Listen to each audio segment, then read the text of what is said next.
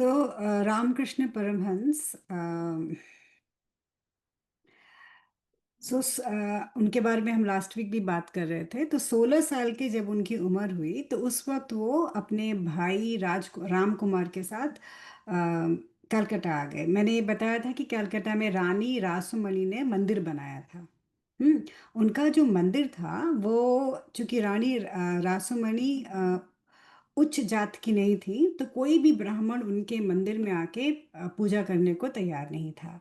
और जो राम कुमार थे, जो रामकृष्ण परमहंस के बड़े भाई थे, वो आके संस्कृत पढ़ा रहे थे कलकत्ता में। फिर उनको कहीं से पता चला कि एक मंदिर है और वहाँ एक प्रीस्ट की ज़रूरत है, एक पुजारी की ज़रूरत है। तो उन्होंने कहा ठीक है, मैं जाके वहाँ पूजा कराऊंगा, जिससे कि थोड़े और पैसे घर में मतलब आने लगेंगे।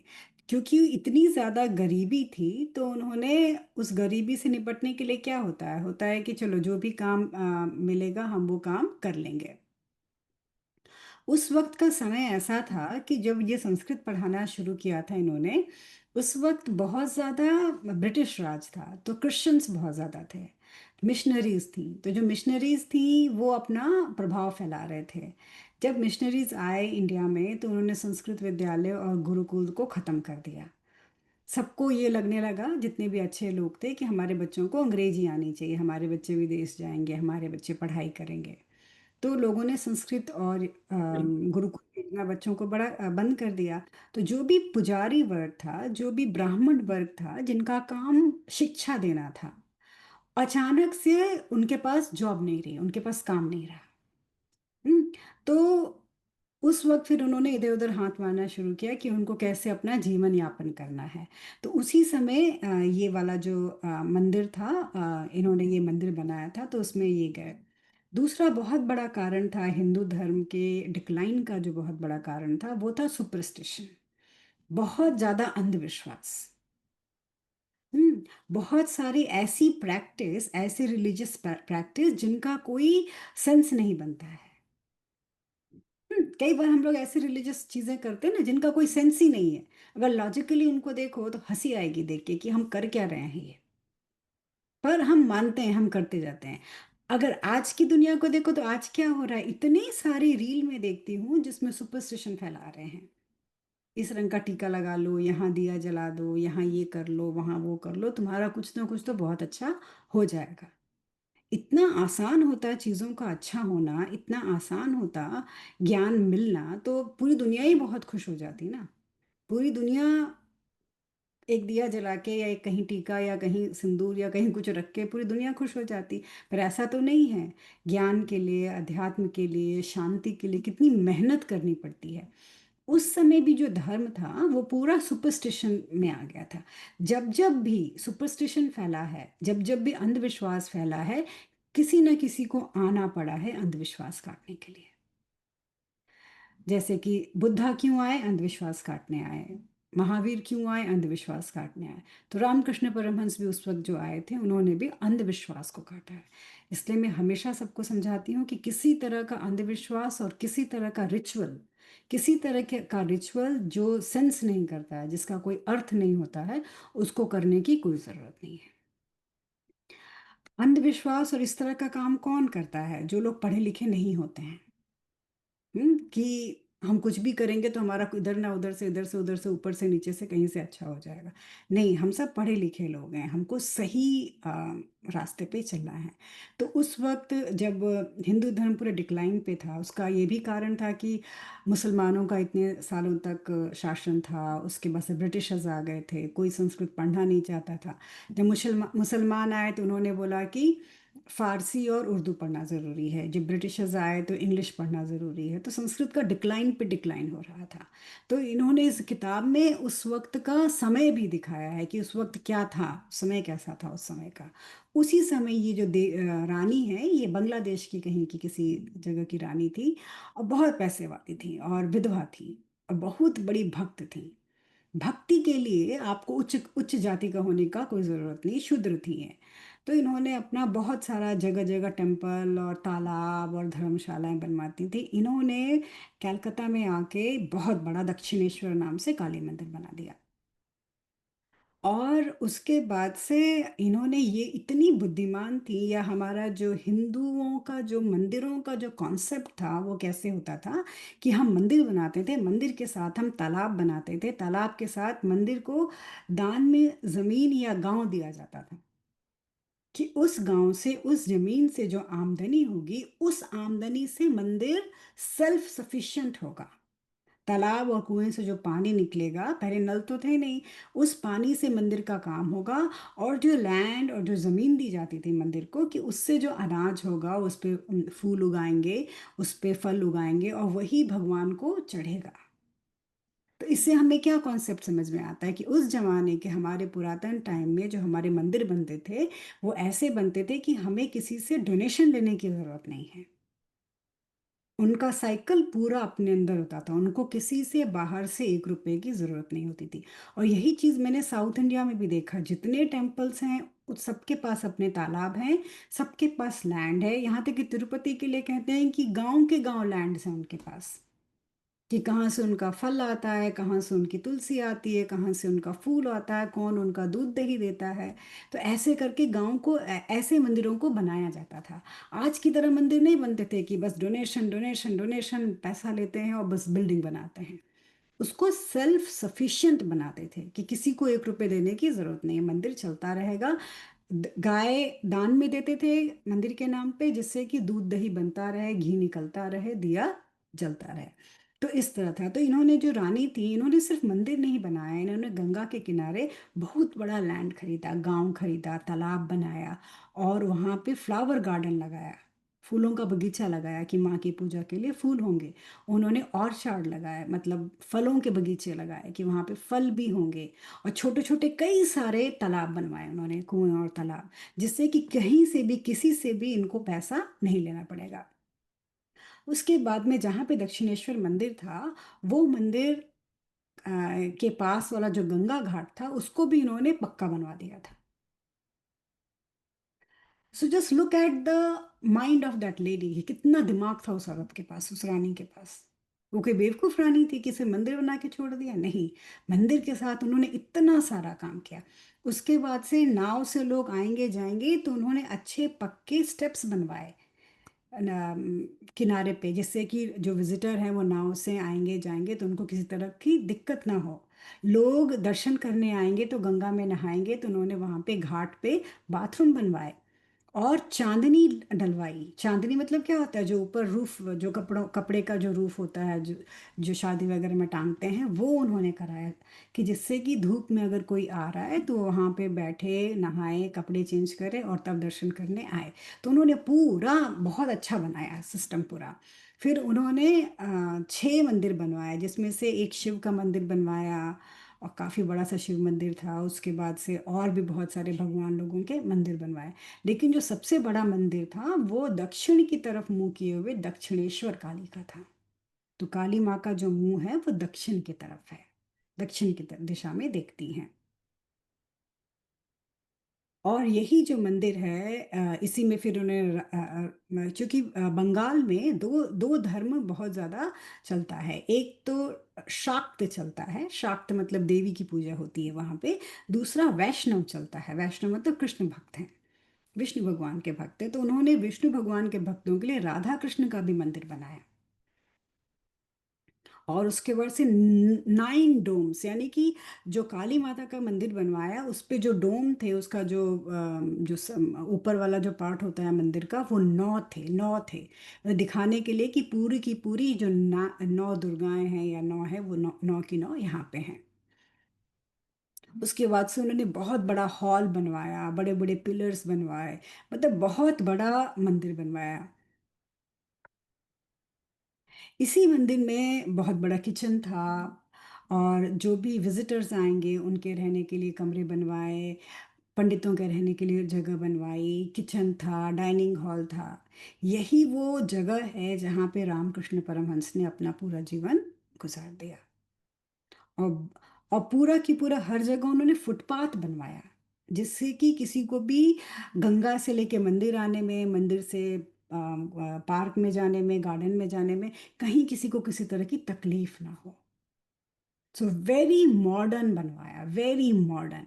और उसी में एक उन्होंने बंगला भी बनवाया जहाँ पे रानी खुद आके रहती थी और उनके परिवार के लोग आके रहते थे, क्योंकि उनके पास पैसा था। तो उन्होंने बहुत अच्छे तरीके से बनाया।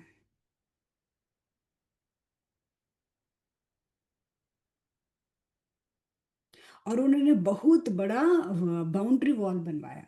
बाउंड्री वॉल इतना बड़ा क्यों बनवाया कि उन्होंने ब्रिटिश सरकार से अपनी ज़मीन को अलग रखा। उन्होंने जब मंदिर बनाया, ये कुछ बनाया, तो उन्होंने ब्रिटिश सरकार के अधीन कुछ नहीं किया, क्योंकि ब्रिटिश गवर्नमेंट थी तब ना। तो उन्होंने कहा कि नहीं, हमारा ये अलग हो जाएगा। उन्होंने जो शिवा का टेम्पल बनाया, हमेशा कहते हैं कि जब भी देवी की पूजा होती है तो शिवा की पूजा की जाती है पहले। तो उन्होंने बहुत ही विशाल उस कॉम्प्लेक्स में एक शिव भगवान का मंदिर बनवा दिया। सो और राधा कृष्ण का भी मंदिर बनाया। राधा कृष्ण को कैसे देखते हैं बंगाल में? अयूनियन देखते हैं, मतलब मिलन, यूनियन, योग, योग देखते हैं कि ईश्वर और मेल और फीमेल एनर्जी का जो योग हो गया, वो हो गया राधा कृष्ण। तो उन्होंने वैसा मंदिर वहां बनाया। अब जो काली माता का जो मंदिर था, उसका नाम उन्होंने रखा भवतारिणी।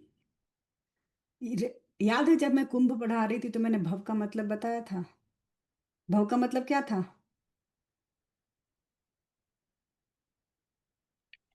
होना। एग्जैक्ट, मेरा होना। मेरा होना ही भव है। तो भव तारिणी, मुझे जो तार दे, मेरे होने को जो तार दे, जो मुझे पार लगा दे, वो भव तारिणी हो गई। और इसको दूसरे लैंग्वेज में हम कैसे कहते हैं? कि भव सागर, भव सागर से पार निकालने वाली। भव सागर क्या है? उनका माया जाल है। तो जो अपने माया जाल से हमें खुद ही बचा के लेके चले जाए, जो हमारे होने से हमें बचा ले। यहाँ पे होना का अर्थ क्या हुआ? यहाँ होने का अर्थ हुआ हमारा ईगो, हमारा मैं, जो हमको हमसे बचा ले। हमेशा हम सोचते हैं कि हमारी दूसरे से हमारी रक्षा हो, नहीं, जो हमको हमसे ही बचा ले वो भवतारिणी हो गई। हे ईश्वर, तुम हमें हमसे ही बचा लो, क्योंकि हम ही अपने सबसे बड़े दुश्मन हैं। और जो भी ये जो मंदिर था, उन्होंने पूरा मार्बल का बनाया। माँ की जो इमेज थी वो बहुत ही सुंदर थी। और उनको हमेशा गोल्ड के ब्रोकेट साड़ी पहनाते थे, क्योंकि उस समय तो इतना पैसा था ना, रानी थी तो सोने की साड़ी माँ को पहनाया करती थी। और माँ के पैर के नीचे शिव हैं। कितनी बार मैंने बताया, माँ के पैर के नीचे शिव का मतलब क्या होता है? जो माँ के पैर के नीचे शिव होते हैं उनको कहा जाता है सदाशिवा। जो हम कहते हैं ना, सदा शिवा स्पेस कहा जाता है। ये एक सदा शिवा का एक शिव होते हैं, शंकर शिव होते हैं। उसके ऊपर सदा शिव होते हैं, जो वो शिव हैं जो शव रूप, जिनके ऊपर माता विराजमान होती हैं, वो सदाशिव हैं। तो शिव से ऊपर सदाशिव हैं। सदाशिव का स्पेस जो होता है बहुत ही पावरफुल होता है। और चूंकि वो उनके ऊपर विराजमान है, इसलिए हम उनको ऐसा मानते हैं कि वो माँ के पति हैं, माँ के कंसर्ट हैं, माँ के साथ रहते हैं। तो सदाशिवा हो गए वो। और उनको उनको प्रेत रूपा कहा जाता है, प्रेत रूपा, श्वेत रूपा, ऐसे ऐसे कहा जाता है। क्योंकि वो जो सदाशिव जो लेटे रहते हैं, वो ऐसे लेटे रहते हैं जैसे दूर से देखने पे लगेगा कि कोई प्रेत है। दूर से देखने से लगेगा कि कोई किसी की मृत्यु हो गई है, कोई ऐसे सोया हुआ है। उसके ऊपर माता विराजमान होती हैं। मतलब शिव जो है, शिव की जो शक्ति है, उसके ऊपर जो है देवी की शक्ति होती है। फीमेल एनर्जी जो है यहाँ पे, इसके हिसाब से वो देवी के ऊपर है। उसके बाद से माँ को पूरे सोने के गहने पहनाए गए, सोने का उनका मुकुट था, पूरा उनको सजाया गया। उनके गले में जो मुंडमाला पहनाई गई, राइट? रिमेम्बर, एक बार मैंने कभी बताया था कि मुंडमाला का अर्थ क्या होता है? मुंडमाला का अर्थ होता है कि ईगो, ईगो की माला। हमारा सर जो होता है वो कभी झुकना नहीं चाहता है किसी के सामने। हमारा ईगो हमेशा हमको होल्ड करके रखता है। हमको भक्ति मार्ग में, स्पिरिचुअल पाथ पे, हमारा ईगो, हमारा अहम, हमारा घमंड हमको आगे बढ़ने नहीं देता है। तो माँ क्या करती हैं? माँ हमारा वो घमंड, हमारा ईगो हमसे दूर कर देती हैं। और उसको लेके अपने गले में पहन लेती हैं। हमारा ईगो ही है ना जो हमें कहीं से भी बढ़ने नहीं देता है, तो माँ हमसे वो ले लेती हैं। फिर उनका जो राइट हैंड है वो हमेशा ऐसे खड़ा रहता है जैसे कि आशीर्वाद देने के लिए खड़ा है। अपने बच्चों को आशीर्वाद देती हैं कि तुम डरो मत। और ये जो माँ काली का जो पूरा की पूरा जो मंदिर है, जो कॉम्प्लेक्स है, वो इतना सुंदर है। जो बाहर का जो बगीचा है वो सब देखने पे ऐसे लगता है कि माँ जो है, गंगा नदी है, और इतना स्वच्छ, इतना सुंदर है। उस वक्त समय था कि देखने से लगता था कि माँ स्वयं प्रकृति रूप में वहां पे विराजमान है। राइट, हमने हमेशा कहा ना कि माँ ही प्रकृति है। तो माँ जो है वो प्रकृति के रूप में वहां पे विराजमान है, माँ सब कुछ देख रही हैं। वही प्रकृति है, वही सब कुछ है। सो राम कुमार जब वहां पे प्रीस्ट बन के आए काली माँ के पास, तो पहले पहले रामकृष्ण परमहंस नहीं आए। पहले एक ही भाई को आया गया कि ठीक है वही करो। क्योंकि रामकृष्ण परमहंस का दिमाग जो था बहुत ऑर्थोडॉक्स था। उनको ये था कि मैं जाके किसी और के लिए पूजा क्यों करूँगा। उनके जो पिता थे उनका ऐसा था कि हम पैसे के लिए कहीं पूजा क्यों करेंगे। पर उनके जो बड़े भाई थे उनको समझ में आया कि पैसे की ज़रूरत है, उनका परिवार है, तो वो निकल के आए।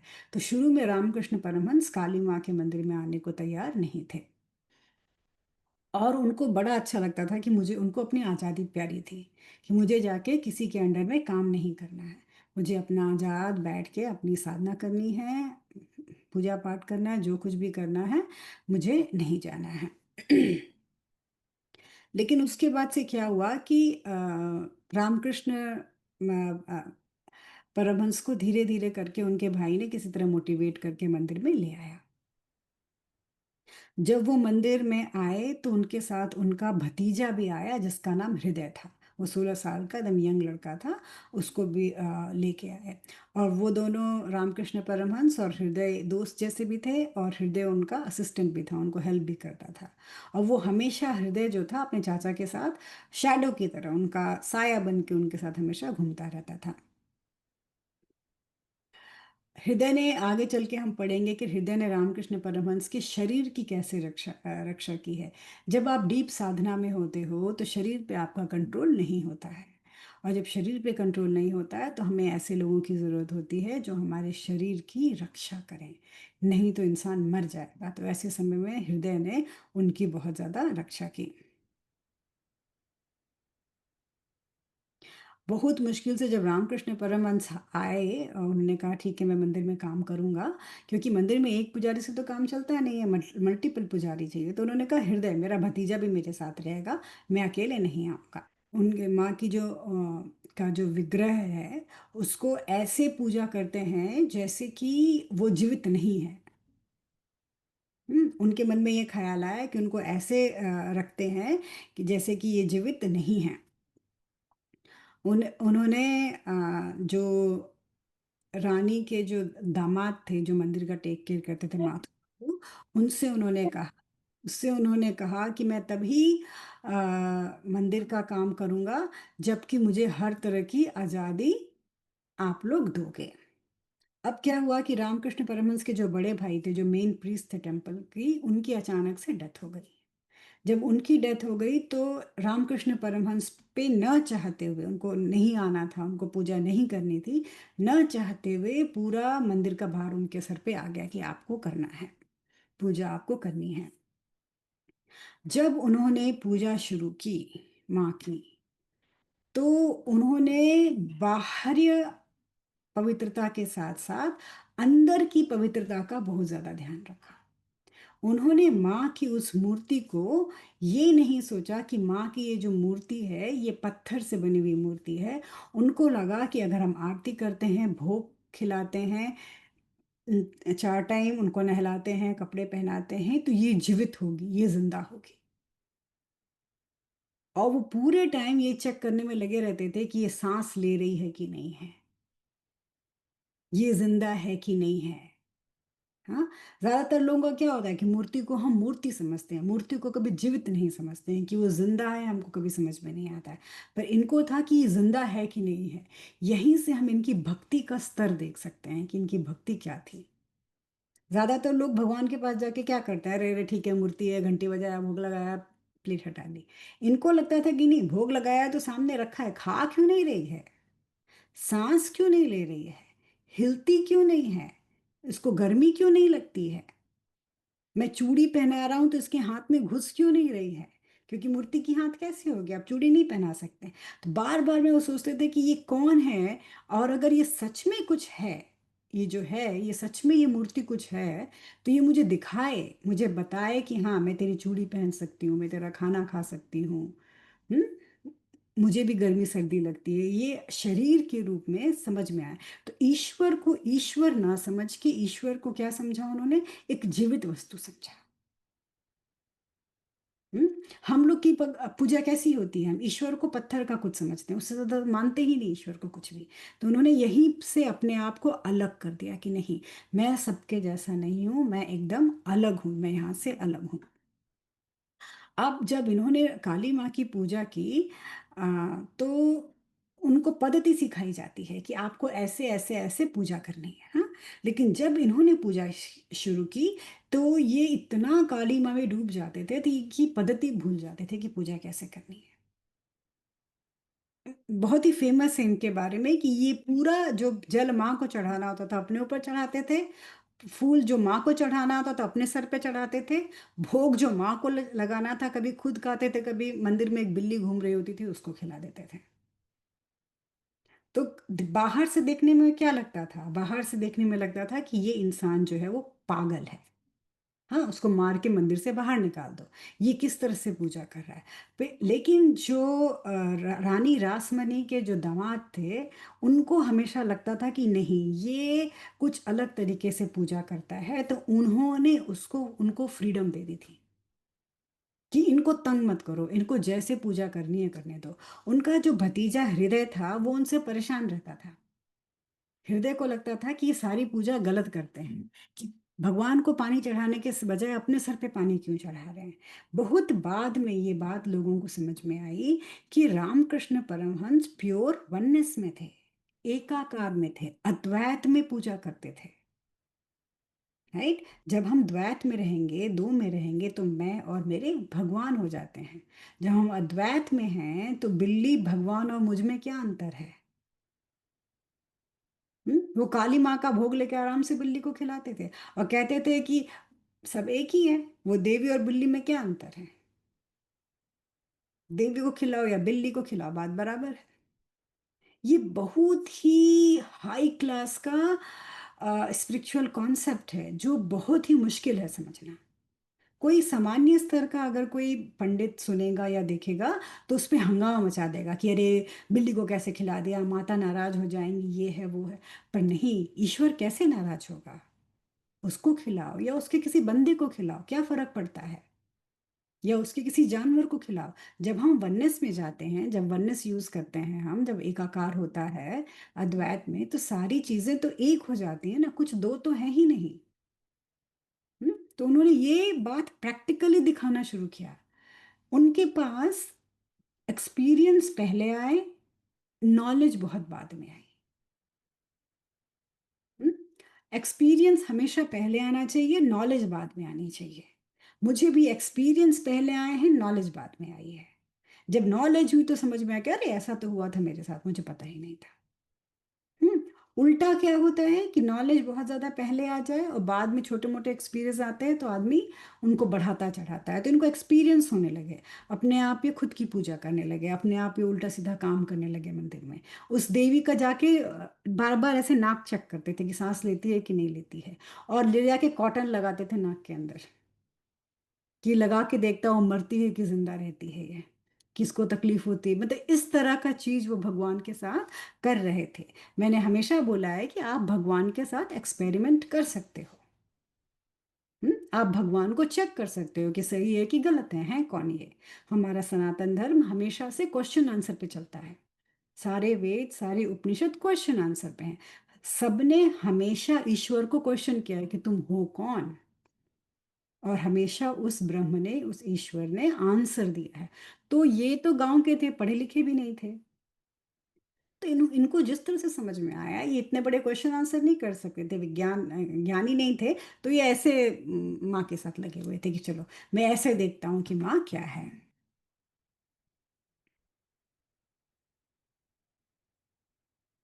अब ये अब उसके बाद से है कि पहली बार जब उनको काली माँ के दर्शन हुए,